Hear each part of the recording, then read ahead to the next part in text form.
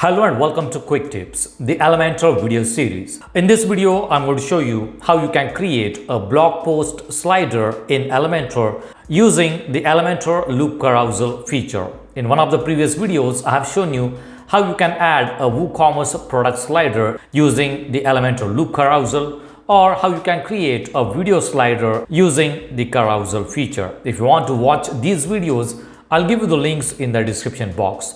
Now in this video, I'm going to create a blog post slider on Elementor website.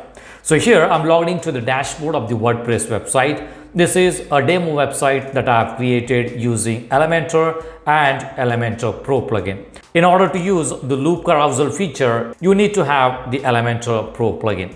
So here I'm on the dashboard, and let's say at the bottom I want to add a blog post slider. So let's go to edit with Elementor for this home page, and at the bottom I want to add the post slider. So let's click on plus sign and I'm going to add a new section. Let's add some padding to this section. Let's say 50 pixel at the top and 50 pixel at the bottom. Let's click on plus sign and add heading.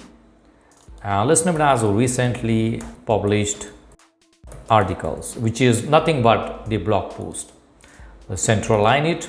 And below this, I want to show the post slider. So let's click on plus sign and search for loop. When you search for loop, you will see loop grid and loop carousel option. Loop grid is when you want to show the blog post in grid layout, and when you want to create carousel or slider, you can use loop carousel. So I'm going to drag it and drop it here. First, we will need to create a template, and this template will be used as a layout for the blog post. Now here under layout, you will see choose template type, which is set to post. If you are using WooCommerce website, then you will see an option to add products. So in that case, you will be creating a product slider. Here in this case, we are going to create a slider for the post, and the template type is selected as post. Below that, you will see choose a template. We do not have any template created for the post. Click on create template. Let's click on save. You will see an option to create a template. So let's click on plus sign and select single column. In this area, we are going to create a layout for the post sliders. So let's click on plus sign, and these are the dynamic elements that you can use. Let's say I want to use featured image. So I'm going to drag it and drop it here. So the blog post featured image will be shown. Let's click on plus sign. Now let's say below that I want to show post title. So I'm going to drag it and drop it here. This is how it looks. I'm going to make it small. It is set to H1. Let's make it H3. Let's reduce the size. Let's make it 20 pixel. Center align it, and I'm going to use 500 weight. All right. Now at the top you will see loop item settings. Let's click on it. This is the name of the template that we are going to create. So I'm going to change the name. Let's name it as post slider. If you are creating multiple templates, then you should know which template is to be used for the post carousel, and that's why I have it named as post slider. Below that you will see preview settings, and for that we have selected post, and for the query again it is set to post. Let's click on apply. All right, we are back to the page, and now we have featured image and the post title. Below that, let's say I want to add post information. So I'm going to drag and drop the post info here.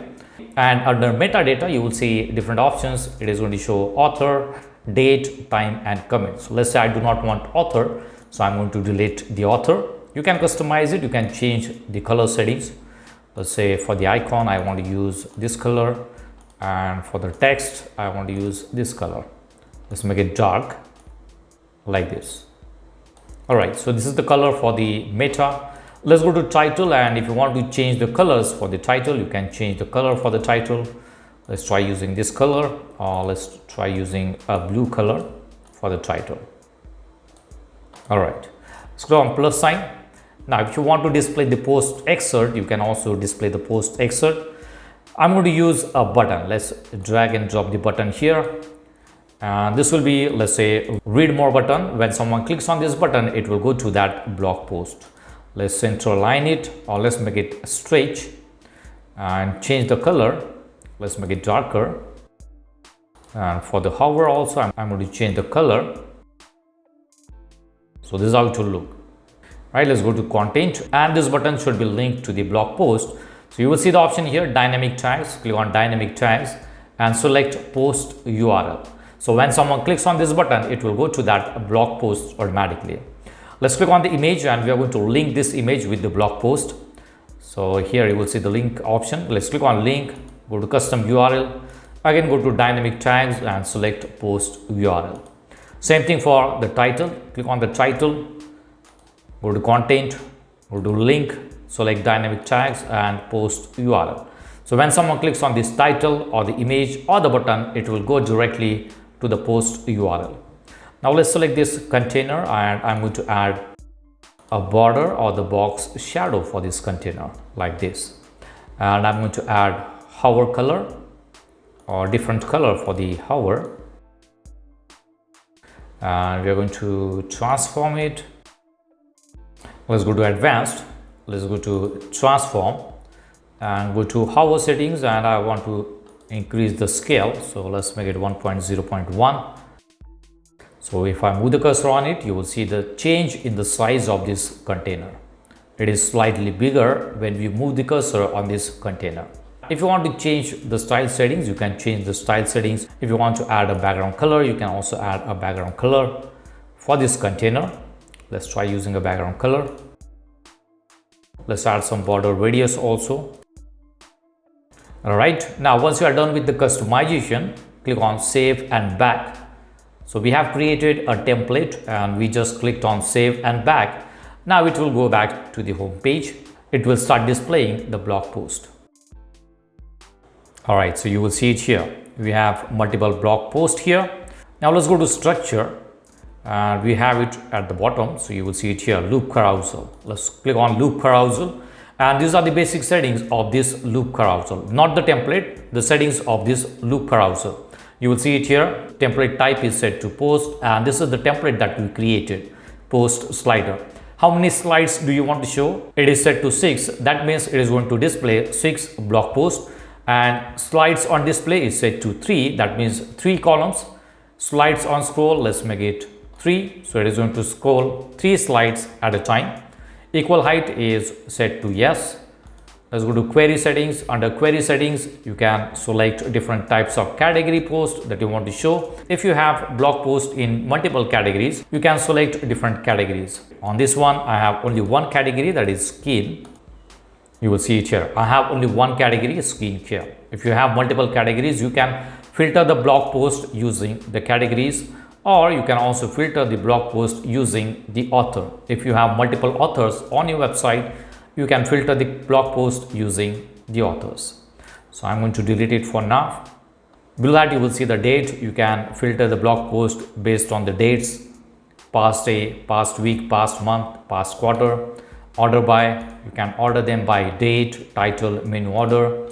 You can also set the ascending or descending order. Below that, you will see settings. These are the settings for the loop carousel. Autoplay is enabled, so it is going to scroll to the next slide automatically. The scroll time is set to 5000 milliseconds. That is nothing but 5 seconds. After every 5 seconds, it is going to scroll to the next slide. Pause on hover is enabled. Pause on interaction is also enabled. Infinite scroll is enabled, and this is the transition duration. Direction is set to left. You can change it to right, and it will slide to the right side. Offset is set to none. If I set to both, you will see 2 blog posts are offset here on the right hand side and on the left hand side. If I set to left, 1 blog post is offset in the left hand side. I'm going to select none. Below that, you will see navigation, arrows. You will see it is set to yes. That means it is going to show the arrows. You will see it here. And below that, you will see pagination. You will see the pagination. It is set to dots like this. Okay, let's go to style settings. You can change the gap between the slide. Let's make it 15 pixel. Navigation. For the navigation, let's change the size of the arrows. And let's add a background color for the arrows. And here you will see the arrow is now looking good. You can change the size and the color for these arrows. For the pagination also, you can change the size of the dots and the color also. Once you are done with the changes, click on publish, and these changes will be shown on the page. So let's refresh it. So let's scroll down and you will see a post slider at the bottom. Here you will see the arrow. If I click on it, it will go to the next slide. And here we have 3 blog posts in a single view. If I click on a blog post, it will go to that blog post automatically. If I click on button, it will go to the blog post. And if I click on title, it will go to the blog post. If I move the cursor on the blog post, you will see the change in the size. So you can create a fully customizable post slider using the Elementor Loop Carousel feature. So that's it for now. See you in the next video. Do not forget to subscribe to my channel to get more quick tips about online softwares and tools. If you have any questions, please leave us message in comments section. And press the like button if you like the video. Thanks for watching Quick Tips.